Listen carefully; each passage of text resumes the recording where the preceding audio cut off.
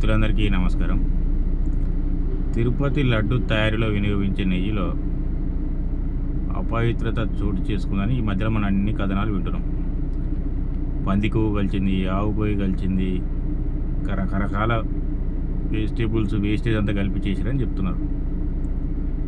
దీని వెనకే ఉన్నది ఎవరు తెలుసు? అసలు ఆంధ్రప్రదేశ్ ప్రజలు, ఆంధ్రప్రదేశ్లో ముఖ్యంగా హిందువులు.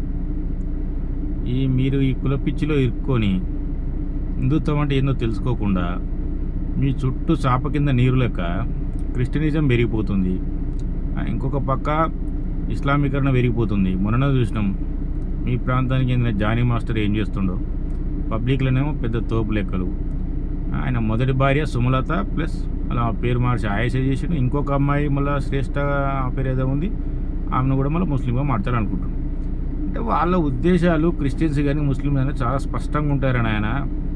వాళ్ళు హిందూ ధర్మాన్ని నాశనం చేయడమే వాళ్ళ పనిని అందరూ నెత్తి నోరు కొట్టుకొని బీజేపీ అందరూ చెప్తుంటే బీజేపీలోనే ఒక రకంగా మతపిచ్చలు అని చెప్పేసి కామెడీగా ట్యాగులు పెట్టేసి వెకిలీ చేష్టలు చేసుకుంటూ టైంపాస్లు చేస్తారు ఈ కులపిచ్చి హిందువులు. మీరు జగన్కి ఓటు లేకపోతే జగన్ ఎట్లా గెలిచి పోయేసారి? ఆయన క్రిస్టియన్ అని మీకు తెలియదా? వాళ్ళ అమ్మ బైబిల్ పట్టుకునే కదా ప్రచారం చేసింది. ఎప్పుడన్నా జగన్ భార్య తిరుపతికి వచ్చిందా? ఆయన ఎప్పుడన్నా తిరుపతిలో డిక్లరేషన్ ఇచ్చిండా నాకు ఈ దేవుని మీద విశ్వాసం ఉందని? ప్రతి ఒక్కరైనా అన్య మతస్థులు తిరుపతికి వస్తే డిక్లరేషన్ బుక్లో ఇవ్వాలి, మాకు ఈ దేవుని మీద విశ్వాసం ఉందని చెప్పి లోపలికి వెళ్ళాలి, అక్కడ సైన్ చేసి. ఆయన పెట్టిండా?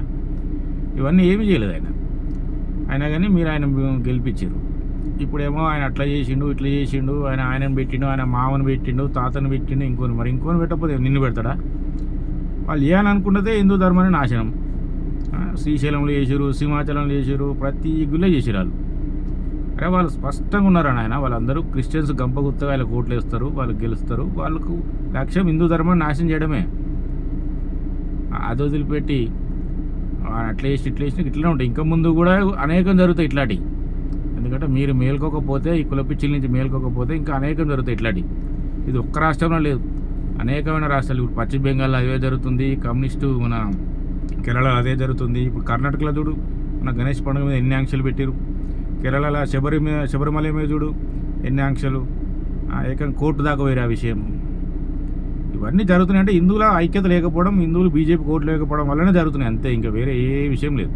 ఎందుకంటే ఓన్లీ హిందువులకు ఉన్న ఏకైక పార్టీ బీజేపీ మాత్రమే. ఇప్పటికైనా మేల్కోండి, బీజేపీ ఓట్లేయండి. మీరు చాలా ప్రమాదాలు మీకు అర్థమైతలేదు. క్రిస్టియన్స్ ముస్లింలు చాలా ఆర్గనైజ్డ్గా హిందువులను ఖతం చేయడానికి ప్రయత్నం చేస్తారు. వాళ్ళు గంపగుత్తగా హిందూ ధర్మానికి వ్యతిరేకంగా ఉన్న పార్టీలకే ఓట్లు వేస్తారు. అది కాంగ్రెస్ కావచ్చు, వైసీపీ కావచ్చు, కమ్యూనిస్ట్ కావచ్చు, లేకపోతే ఆప్ పార్టీ కావచ్చు, ఇంకా ఇట్లా అనేక రకాల మన తమిళనాడులో డిఎంకే కావచ్చు. వీళ్ళందరూ కూడా హిందూ ధర్మానికి వ్యతిరేకం. వాళ్ళకే క్రిస్టియన్స్ ముస్లిమ్స్ ఆయా రాష్ట్రాలలో గంపగుత్తు ఓట్లు వేస్తారు. దీనికి కారణం ఏంటంటే హిందూ ధర్మాన్ని నాశనం చేయడం వాళ్ళకి కావాలి కాబట్టి. ఇంకా కూడా మీరు మేల్కోకపోతే ఇక వాళ్ళని దేవుడు కూడా కాపాడలేడు. బంగ్లాదేశ్లో ఏం జరుగుతుందో చూసుకుంటా కూడా ఇంకా సిగ్గు లేకుండా కులాలనే వండుకుంటా హిందూ ధర్మం మీద జరుగుతున్న దాడులు తెలుసుకోకపోతే ఇక మిమ్మల్ని ఎప్పుడు ఆ దేవుడు ఇప్పుడు తిరుపతిలో వెంకటేశ్వర స్వామి కూడా మనల్ని కాపాడలేడు. అందరికీ మరొకసారి జై శ్రీరామ్. ఈ విషయం గురించి కొంచెమైనా ఆలోచించాలని హిందువులకి మరీ విజ్ఞప్తి చేసుకుంటున్నాను.